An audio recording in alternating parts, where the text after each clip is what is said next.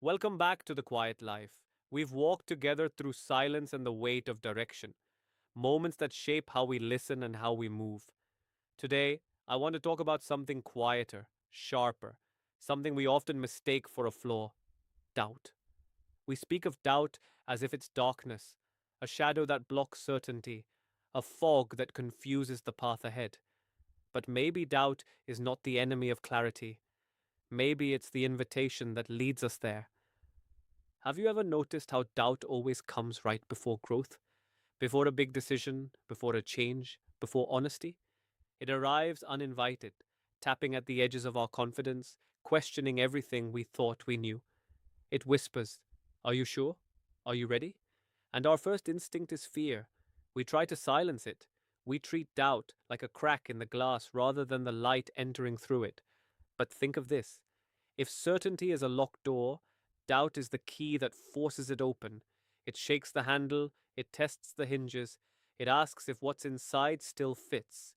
Doubt is the mind's way of keeping us honest with ourselves. It doesn't want to break us, it wants to wake us. The most dangerous paths, I think, are the ones walked without doubt, when we're too sure, too certain, too fixed on being right. Certainty can be comforting, but it can also be narrow. Doubt, when listened to gently, widens the view. There was a time in my life when I mistook confusion for failure. Whenever I questioned my path, I thought I was losing progress. But one evening, I remember it so vividly, I sat at my desk, staring at everything I had planned out, and nothing felt true anymore. The life I'd built didn't fit. At first, I panicked, but over time the fear softened, and beneath the noise of "what am I supposed to do?" there emerged a gentler question: what do I really want to learn from this? That's when I realized something. Doubt doesn't always mean stop. Sometimes it means look deeper. It asks us to re examine the reasons we move, to separate what's genuine from what's borrowed, what's chosen from what's expected.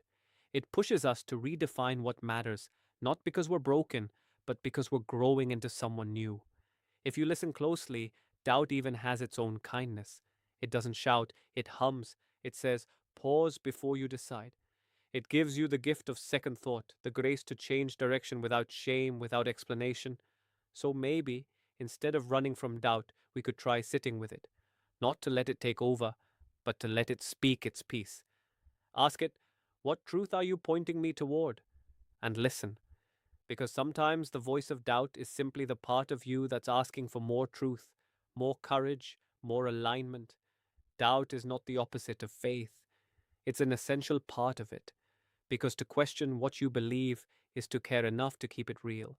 And every time you face doubt with honesty instead of fear, your compass grows quieter and truer. Thank you for joining me on The Quiet Life. In our next episode, we'll explore stillness, not as an escape from life, but as a space where life finally begins to breathe again. Until then, let your uncertainty speak to you, and may every question you carry lead you closer to yourself.